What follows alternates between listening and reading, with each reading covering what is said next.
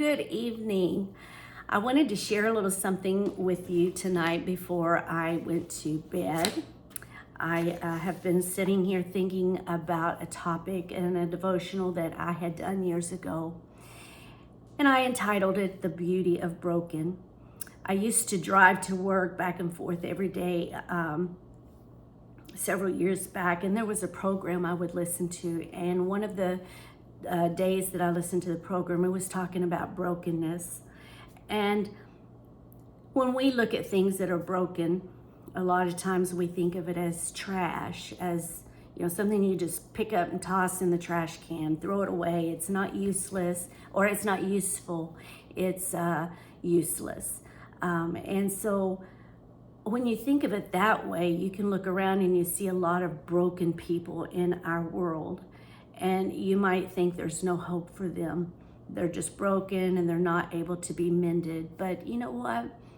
We need to look at things a little bit differently, because not everything that is broken is bad. Not everything that is broken is trash that you just throw aside and you just do away with. And so I want us to just kind of look for just a little bit. This post may be a little bit longer than normal, but I wanted to share this with you because you may be facing brokenness in your own life. You may be facing situations where you think nothing can be fixed. But I hope this post will encourage you that nothing is impossible with God. So when I gave this devotional, I had picked up a story that I had read, and it was called The Broken Pot. And so I'm going to share that with you. And it starts out saying a water bearer in India had two large pots, each hung on an end of a pole which he carried around his neck or across his neck. One of the pots had a crack in it, and while the other pot was perfect and always delivered a full portion of water at the end of the long walk from the stream to the master's house, the cracked pot arrived only half full. So for a full 2 years, this went on daily, with the bearer delivering only 1.5 pots of water to his master's house. Of course, the perfect pot was proud of its accomplishments, perfect to the end for which it was made. But the poor cracked pot was ashamed of his own imperfection and miserable that it was able to accomplish only half of what it was made for. After 2 years of what it perceived to be a bitter failure, it spoke to the water bearer one day by the stream. He said, "I'm so ashamed of myself, and I want to apologize to you." "Why?" asked the bearer. "What are you ashamed of?" "You see, I've been able for the past 2 years to deliver only half my load because this crack in my side causes the water to leak all the way back to your master's house. And because of my flaws, you have to do all of this work and you don't get the full value from your efforts," the pot said. So the bearer, he felt sorry for the cracked pot, and in his compassion, he said, "As we return to the master's house, I want you to notice the beautiful flowers along the path." So indeed, as they went up the hill, the old cracked pot took notice of the sun warming the beautiful wild flowers on the side of the path, and this brought some cheer to the pot. But at the end of the trail, it still felt bad because it had leaked out half its load. And so again, the pot apologized to the bearer for its failure. So the bearer said to the pot, "Did you notice that there were flowers only on your side of the path, but not on the other pot's side? That's because I've always known about your flaw, and I took advantage of it. I planted flowers on your side of the path, and every day while we walked back from the stream, you've watered them. For 2 years, I have been able to pick these beautiful flowers to decorate my master's table. See, without you being just the way you are, he wouldn't have had this beauty to grace his house." So the writer of the story was pointing out that each of us, we may have our own unique flaws. We're all cracked pots, but if we will allow it, the Lord, He will use our flaws to grace His Father's table. See, in God's great economy, nothing goes to waste.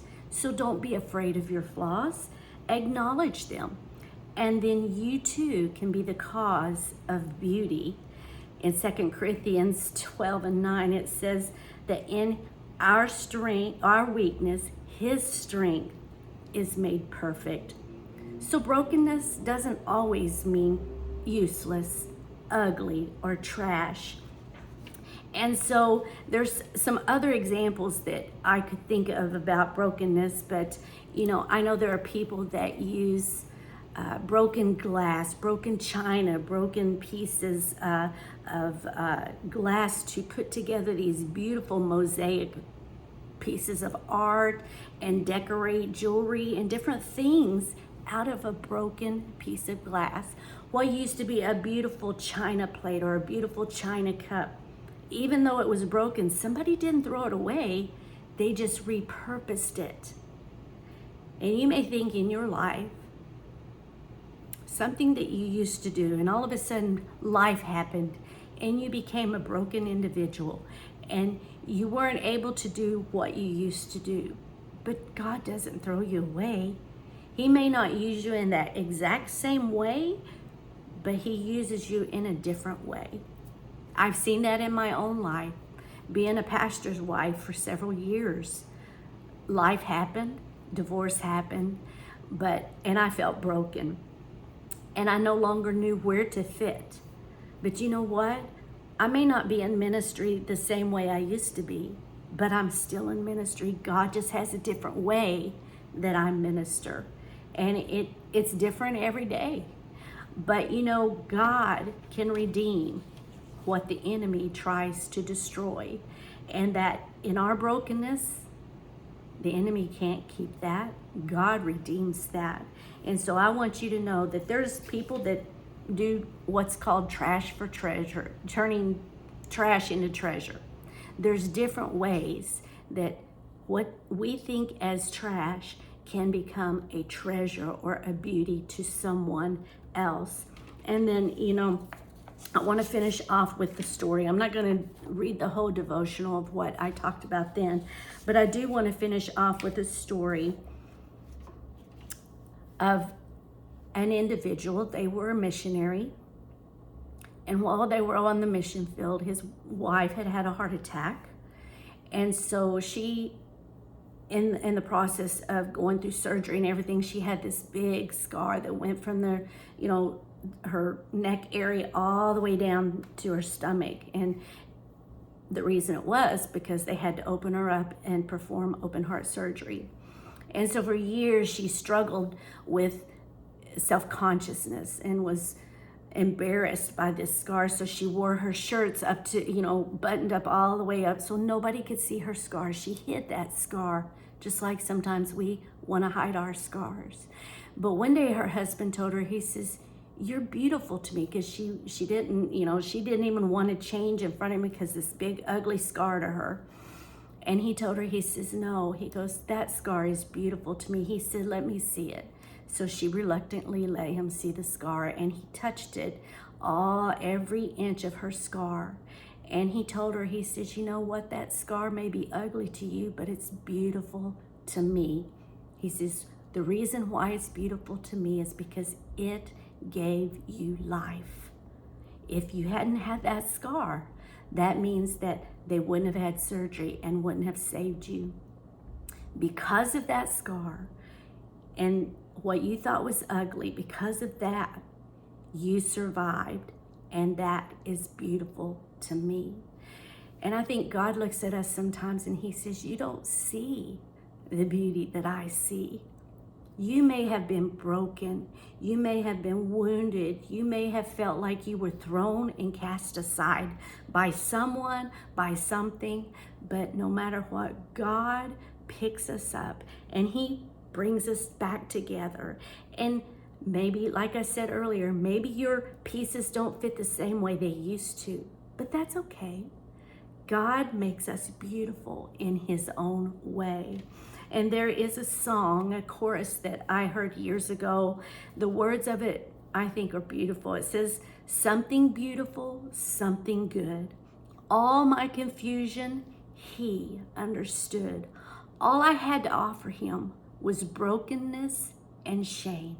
But he made something beautiful of my life. And so I want to encourage you tonight, just like God, when his body was broken, it was broken for you and it was broken for me. And I look at Christ and the brokenness that he had to take on, for the stripes that he took on his back, all of the wounds that he took, the crown of thorns, everything he did. I look at that as a symbol of beauty because it brought life to all of humanity. He bought our lives with the blood of Jesus. And so I want you to be encouraged tonight. No matter how broken you feel, no matter how broken you've been, God has a plan. He has a purpose. And brokenness is not an ugly thing when God has his hand in it. He makes something beautiful out of you and out of me. I pray you're blessed tonight and that you are encouraged and that you will encourage someone else with this message that they're not broke, even though they're broken. They are not to be cast aside because God will raise them up. He will mend them. He will bring beauty out of their brokenness. May God bless you, and I hope you have a great night. Thank you for watching.